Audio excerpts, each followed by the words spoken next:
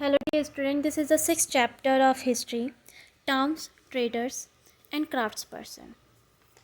First of all, I will explain you the meaning of these terms. Towns, town is a place which is larger than a village but smaller than a city. Town एक जगह है, ऐसी जगह है जो village से थोड़ी बड़ी होती है, जो गांव से थोड़ी बड़ी होती है और शहर से छोटी. ट्रेडर्स मीन्स व्यापारी एंड क्राफ्ट्स पर्सन मीन्स होता है a person who is skilled eight making things by hands. Crafts person एक ऐसा इंसान होता है who is skilled in a particular art form, जो एक पर्टिकुलर आर्ट फॉर्म में बहुत ज़्यादा स्किल्ड होता है, बहुत ज़्यादा नॉलेज होती है. It consisted potters, sculptures. इसमें हम स्कल्पचर्स, मूर्तिकार और पॉटर्स जो मिट्टी के बर्तन बनाते हैं उन्हें इंक्लूड कर सकते हैं. So let's start the chapter.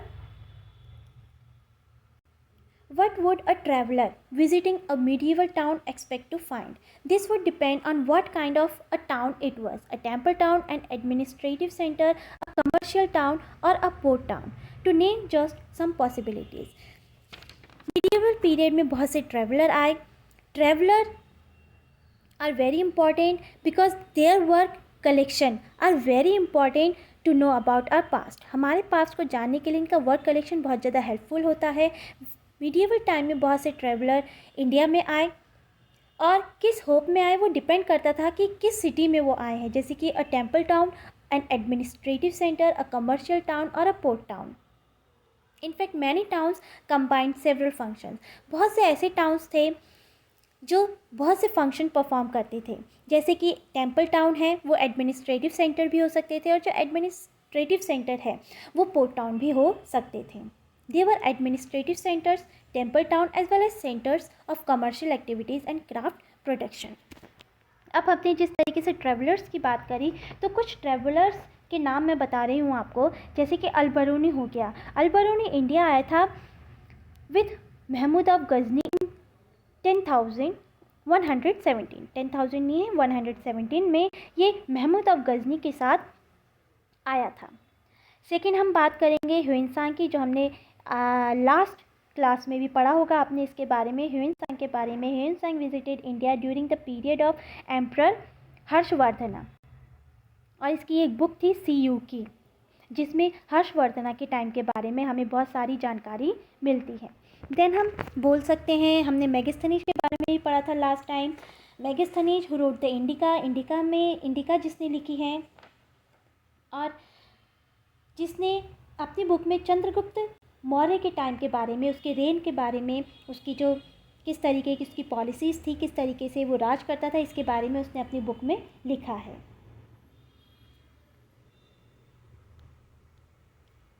यहाँ पर इंडिया के मैप में आपको 3 बॉक्स दिख रहे होंगे, उसमें नाम लिखा है सूरत, मसूलीपट्टनम, हम्पी. और ये तीनों ही जो टाउन हैं उस टाइम पर बहुत पॉपुलर थे मिडीवल पीरियड में और अपने पर्टिकुलर काम के लिए. Such as Surat is famous as a port town. Surat famous था एज अ पोर्ट टाउन क्योंकि यहीं से जो अदर सिटीज़ के जो व्यापारी थे वो यहाँ पर आते थे और यहाँ से इम्पोर्ट और एक्सपोर्टिंग का काम चलता था. देन हम बात करते हैं मसूलीपट्टनम की. Masulipatnam is famous for the handicraft. Masulipatnam handicraft के लिए बहुत फेमस था. And Hampi which is city of Vijayanagar empire. जो विजयनगर एम्पायर की सिटी थी हम्पी, ये भी बहुत इम्पॉर्टेंट थी, एक एडमिनिस्ट्रेटिव सेंटर था विजयनगर एम्पायर का. तो अब हम इन डिफरेंट एरियाज़ के बारे में पढ़ेंगे. Administrative centres. You read about the Chola dynasty in chapter 2. Chapter 2 में हमने चोला डायनेस्टी के बारे में पढ़ा था, who ruled in southern India, जो सदर्न इंडिया में रूल कर रहा था. Let's travel in our imagination to Thanjavur. Thanjavur जो कि चोला की कैपिटल थी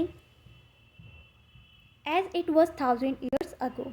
1000 ईयर्स अगो वहाँ पर कैसी लाइफ थी उसके बारे में हम पढ़ेंगे. The perennial river Kaveri flows near this beautiful town. Perennial river का मतलब होता है the river which has water throughout the year. एक ऐसी रिवर जिसमें पूरे साल पानी बहता है उसे पेरिनियल रिवर कहा जाता है. तो perennial river Kaveri is beautiful nagar. किस ब्यूटीफुल नगर की बात कर रहे हैं हम? थंजावर की.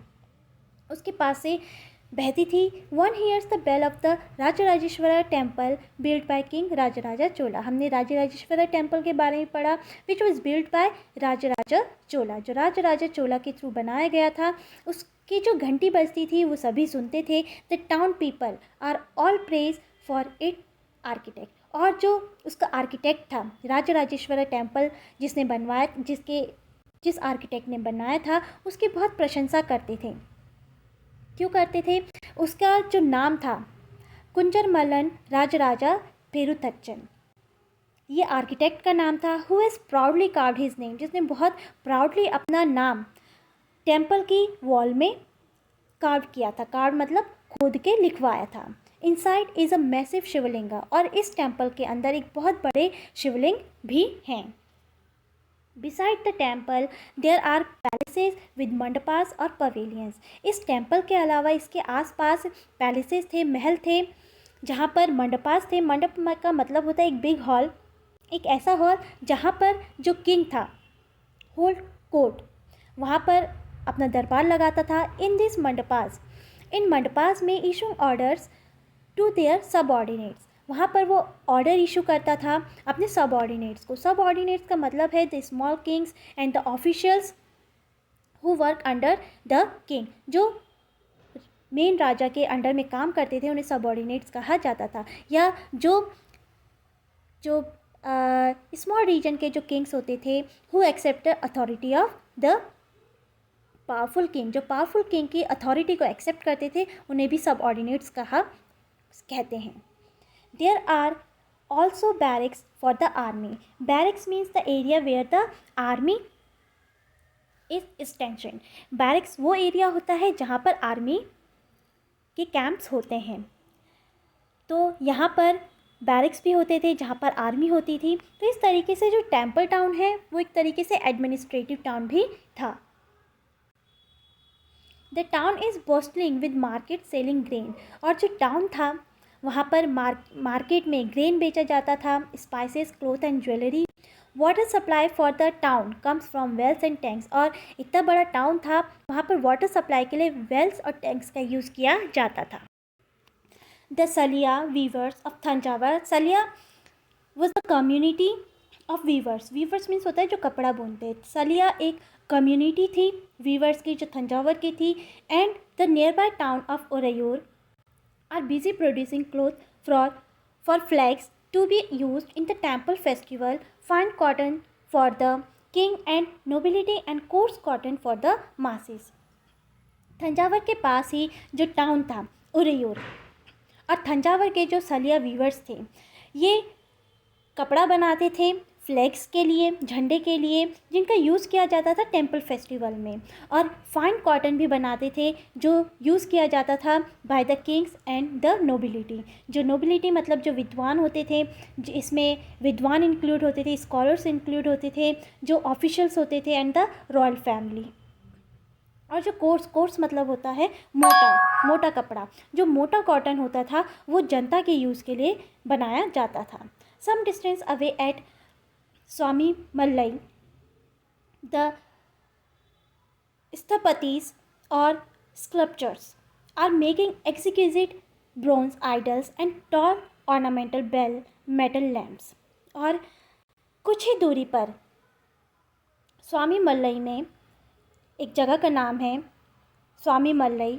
यहाँ पर जो स्थपतिस होते थे, स्थपतिस मतलब होता है उस स्कल्पचर्स जिन्हें उस टाइम पर स्थपतिस कहा जाता था। स्कल्पचर्स का मतलब होता है मूर्तिकार जो थे वो यहाँ पर बहुत ही सुंदर और भव्य ब्रॉन्ज आइडल बनाते थे and tall ornamental bell metal lamps, जिनका यूज़ भी टेम्पल के लिए किया जाता था।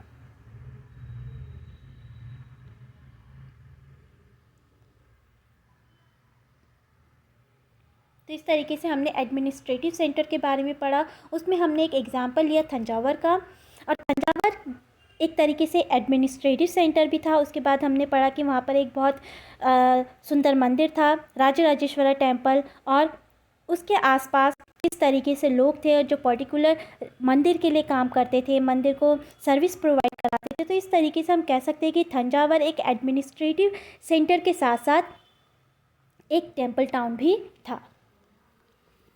Temple town and pilgrimage centre.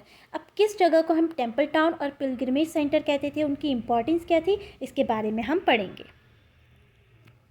थंजावर is also an example of temple town. मैंने आपको बताया कि थंजावर एक एडमिनिस्ट्रेटिव टाउन के साथ साथ एक टेम्पल टाउन भी था। Temple towns represent a very important pattern of urbanisation. जो टेम्पल टाउन होते हैं वो एक अर्बनाइजेशन को भी रिप्रेजेंट करते हैं, क्योंकि वो धीरे धीरे डेवलप होते हैं और प्रोग्रेस करते हैं। The process by which cities develop, एक ऐसी प्रोसेस होती है अर्बनाइजेशन जिसके थ्रू सिटीज़ डेवलप होती हैं, शहर बनते हैं। Temples were often central to the economy and society. जो टेम्पल्स होते थे वो इकोनॉमी और सोसाइटी का के सेंटर होते थे, हब होते थे, जो इकोनॉमिकली भी इम्पॉर्टेंट होते थे उस जगह के लिए और सोशली भी। Rulers built temples to demonstrate their devotion to various deities. In previous chapter, I told you about why the rulers built the temples. मैंने आपको बताया था कि rulers temples क्यों बनाते थे, to demonstrate their devotion and to show their prosperity. अपनी prosperity को show करने के साथ साथ वो अपने devotion को भी show करना demonstrate करते थे.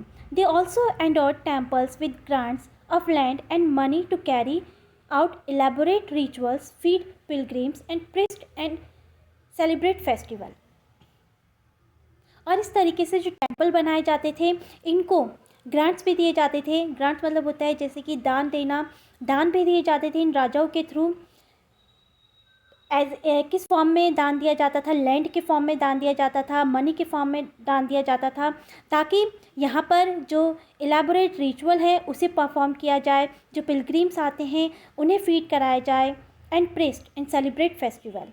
Pilgrims who flocked to the temples also made donation. राजाओं के साथ साथ जो पिलग्रिम्स, जो यात्री यहाँ पर, जो धार्मिक यात्री, पिलग्रिम्स का मतलब होता है धार्मिक यात्री, जो धार्मिक यात्री यहाँ पर आते थे वो भी टेम्पल्स को डोनेशंस देते थे।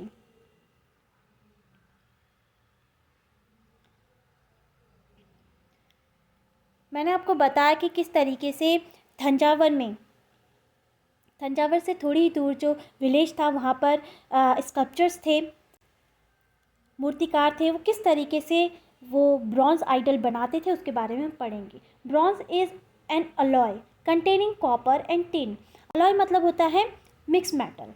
तो ब्रॉन्ज जो होता है वो दो मेटल के मिलने से बनता है, कॉपर और tin. Bell metal contains a greater proportion of tin than other kinds of bronze. This produce a bell like sound. जब बेल बनाया जाता था तो उसमें टिन ज़्यादा होता था ब्रॉन्ज की तुलना में, तो ताकि उसमें से जो बेल से एक आवाज़ आती है उस तरीके की साउंड निकले।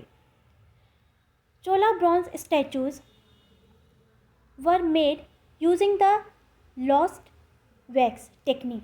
जो चोला ब्रॉन्ज स्टैचूज बनाए जाते थे वो लॉस्ट वैक्स टेक्निक से बनाए जाते थे। अब लॉस्ट वैक्स टेक्निक क्या होता है, पहले इसमें an image was made of wax. सबसे पहले वैक्स जो मोम होता है उससे इमेज बनाई जाती थी। This was covered with clay and allowed to dry. उसके बाद उस पूरे जो इमेज होती थी उसे क्ले से, मिट्टी से पूरा ढक दिया जाता था। नेक्स्ट इट वॉज हीटेड, उसके बाद इसे गर्म किया जाता था। And a tiny holes was made in the clay cover, और क्ले कवर में होल्स बना दिए जाते थे। तो मोल्टन वैक्स वॉज ट्रेंड, और उसी होल से जब वो गर्म किया जाता था तो जो वैक्स होता था वो गल के बाहर आ जाता था through this hole. Then molten metal was poured into the clay mould through the hole. फिर इन्हीं छेद से जो मोल्टन मेटल होता था, जो गला हुआ मेटल होता था, इन्हीं छेद से क्ले के अंदर डाला जाता था। Once the metal cooled and solidified the clay cover was carefully removed. और जब ये मेटल, मोल्टन जो मेटल होता था वो सॉलिफाइड हो जाता था, कूल हो जाता था, उसके बाद जो कवर होता था क्ले कवर उसे हटा दिया जाता था। And the image was clean and polish. और उसके बाद जो इमेज आती थी, जो मेटल इमेज आती थी, उसे साफ़ करके उसे पॉलिश किया जाता था। तो इस तरीके से लॉस्ट वैक्स की टेक्निक के थ्रू मूर्तियाँ बनाई जाती थीं। Temple authorities used their wealth to finance trade and banking. अब टेम्पल्स को राजा भी डोनेट करता था, जो पिलग्रिम्स आते थे वो भी डोनेट करता था। जो टेम्पल होते थे वो प्रोस्पैरिटी का सेंटर होते थे। ये हमने प्रीवियस चैप्टर में भी पढ़ा था कि जो टेम्पल्स थे वो एक ऐसी जगह होती थी जहाँ पर बहुत ज़्यादा जो धन होता था, पैसा होता था, वो वहाँ पर होता था। और इसी वजह से temples were targeted in the middle period by the invaders के थ्रू टेम्पल्स को टारगेट किया जाता था। तो अब इतना जो वेल्थ आता था यहाँ पर, इतना जो फाइनेंस आता था, उसका यूज़ करती थी जो टेम्पल अथॉरिटी होती थी, वो यूज़ करती थी ट्रेड और बैंकिंग के लिए। Gradually a large number of priest, और धीरे धीरे जो प्रिस्ट होते थे, वर्कर्स होते थे, आर्टिसंस, ट्रेडर्स, वो यहाँ पर सेटल होने लगे, क्योंकि यहाँ पर उनके जो ट्रेड होता था, जो ट्रेडर्स होते थे, उनके ट्रेडिंग के लिए जो आर्टिसंस होते थे, वर्कर्स होते थे, प्रिस्ट होते थे, उनके लिए एक पॉसिबिलिटी थी, उनके काम की एक पॉसिबिलिटी यहाँ पर होती थी। और यहाँ पर वो धीरे धीरे सेटल होते गए, settle near the temple to cater to its need. टेम्पल की जो नीड्स होती थी उसे फुलफ़िल करने के लिए, केटर का मतलब होता है फुलफ़िल करना, and those of the pilgrims, और साथ ही साथ जो पिलग्रिम्स होते थे उनकी नीड्स को पूरा करने के लिए जो प्रिस्ट, वर्कर्स, आर्टिसंस और ट्रेडर्स होते थे, वो इन टेम्पल्स के आसपास सेटल होने लग गए। दस ग्रीव टेम्पल टाउन्स, और इस तरीके से टेम्पल टाउन डेवलप हुए। Towns emerge around temple such as those of Bhillaswami, Bhilsa और Vidisha in Madhya Pradesh. Towns emerge around temples, जो इन टेम्पल्स के आसपास जो टाउन्स इमर्ज हुए, डेवलप हुए, जैसे कि एग्जाम्पल हम ले भिल्लस्वामी का, जो मध्य प्रदेश में है, जिसे विदिशा भी कहा जाता है, एंड सोमनाथ इन गुजरात, गुजरात में जो सोमनाथ टेम्पल है वो। Other important temples towns include Kanchipuram in Madurai in Tamil Nadu and Tirupati in Andhra Pradesh. Pilgrimage centre also slowly developed into township. जो पिलग्रिमेज सेंटर है वो भी धीरे धीरे टाउनशिप में, मतलब टाउन में कन्वर्ट होते जा रहे थे। वृंदावन हम एग्जाम्पल ले सकते हैं वृंदावन का, जो कि उत्तर प्रदेश में है, एंड तिरुवन्नमलाई तमिलनाडु में are example of two such towns. Ajmer Rajasthan was the capital of the Chauhan kings in the 12th century and later became the Suba headquarter under the Mughals. It provides an excellent example of religious coexistence. ये एक example है religious coexistence का, कि किस तरीके से, जैसे हम एग्जाम्पल अजमेर का ले सकते हैं, वहाँ पर चौहान जो थे वो उनकी कैपिटल थी, लेकिन बाद में वो मुगल्स का हेडक्वार्टर भी बना। तो किस तरीके से दो रिलीजन वहाँ पर एग्जिस्ट हुए, वहाँ पर डेवलप हुए। Khwaja Moinuddin Chishti, the celebrated Sufi saint, जिसके बारे में हम चैप्टर 8 में पढ़ेंगे, who settled there in the 12th century, attracted devotees from all creeds. यहाँ पर सभी क्रीड्स, सभी जाति के, धर्म के लोग यहाँ पर आते हैं। Near Ajmer is a lake, Ajmer के पास एक लेक है Pushkar, which has attracted pilgrims from ancient time. Ancient time से ही इस जगह के लिए जो पिलग्रिम्स थे, जो यात्री हैं, वो यहाँ पर आते हैं और बहुत ज़्यादा अट्रैक्टेड रहते हैं।